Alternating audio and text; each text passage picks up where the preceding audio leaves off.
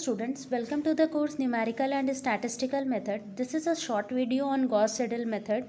In this method, I am going to explain the algorithm of Gauss-Seidel method. It's similar to Jacobi's method. Therefore, I am explaining this with the help of example.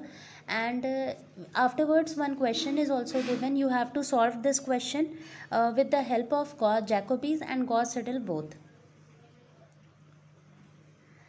Gauss-Seidel iteration method, this is a modification of Jacobi's method. Means in Jacobi's method, what we are doing, we are putting the value of x naught, y naught and z naught is equal to 0.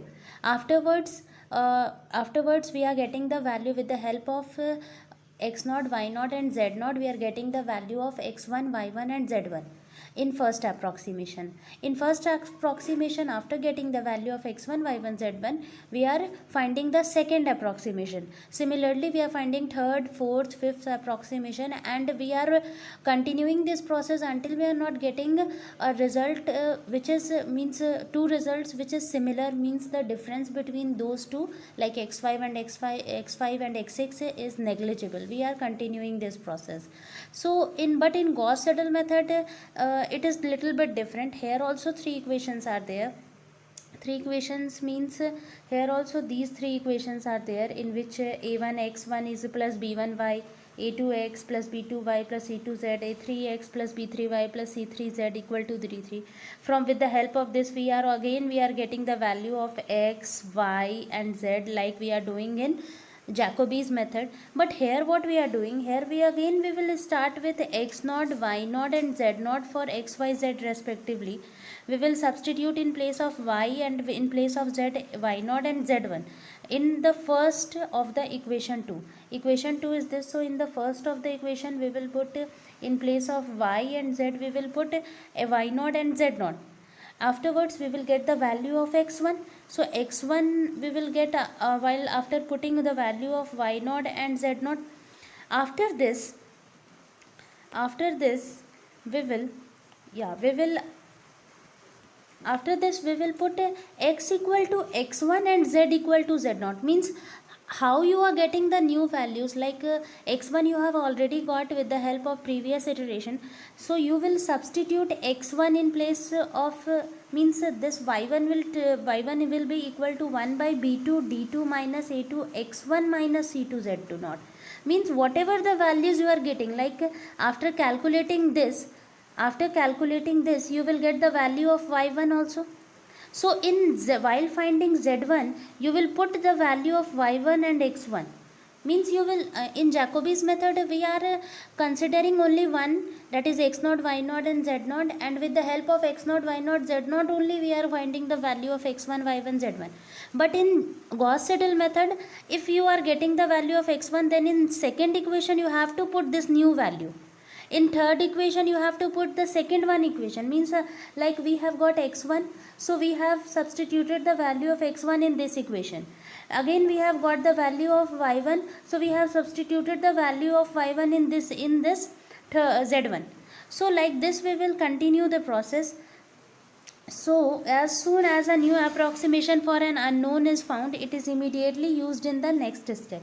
This process of iteration is repeated till the value of x, y, z is obtained to the degree of accuracy. Okay. So this is some observations related to Jacobi's and Gauss-Seidel method. Please go through it to understand it more properly. Now next one question is there. In this question you have to apply Gauss-Seidel iteration method. The equations are 20x plus 3y, 20x plus y minus 2z equal to 17, and 3x plus 20y minus z equal to 18, 2x minus 3y plus 20z equal to 25. These are the equation. With the help of this we have got the value of x, y and z. These are the values. Afterwards first we will put in place of y and z y naught and z naught. Okay. y naught and z naught means here my y naught and z naught is about 0 only. Y naught is also 0 and z naught is also 0. Okay, whenever we are considering this, we are putting the 0 value only. So after putting this value, we have got x1 this. Now we have got the value of x1. So in second, while getting the value of y1, you will not put x equal to x naught. You will put x equal to x1 and z equal to z naught. So after calculating this, you will get the value minus 1.0275. Similarly, while finding the value of z1, you will not put is x equal to x naught and y equal to y naught. You will put the value x equal to x1 and y equal to second iteration. You will not you will put the value of x1, y1, z1 which you have got this. But here we will again be careful about this, that for second iteration my new values are y1 is equal to this and z1 is equal to this. So for x2 we will put y equal to y1 and z equal to z1. But while finding the value of y2, we will substitute in place of x equal to x2.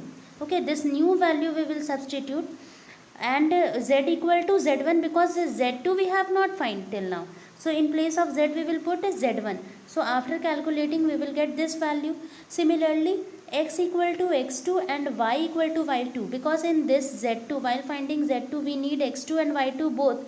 So we will in place of, while finding z2, we will in place of x we will write x2 and in place of y we will write y2, and my whole value will become this. So this is our second approximation, and this is our first approximation.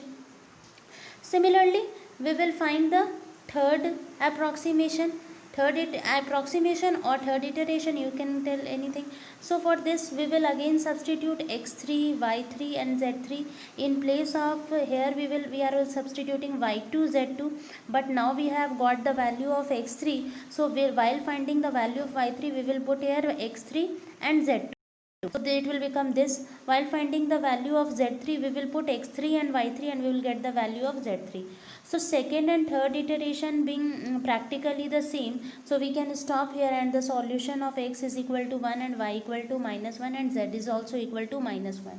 So here means how you will get the new values, you have to substitute in the next step. This is the main fundament of Gauss-Seidel method. Like if you are finding the value of x3 and you have y2 and z2 value, so you can substitute this. Now you have x3 value, that is 1. So while finding y3, you don't have to put x2 in place of x, you have to put x3, that new value only you have to put.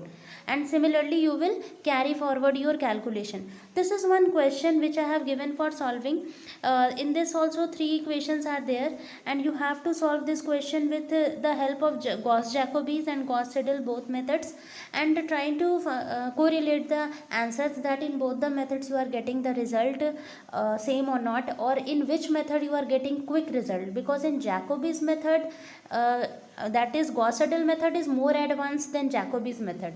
So maybe in my means the rate of convergence of Gauss-Seidel method is faster as comparison to Jacobi's method, but you have to prove this by solving this question. So I hope that all of you will solve this question, and if in any of the step you have any doubt, then you can ask me. Thank you.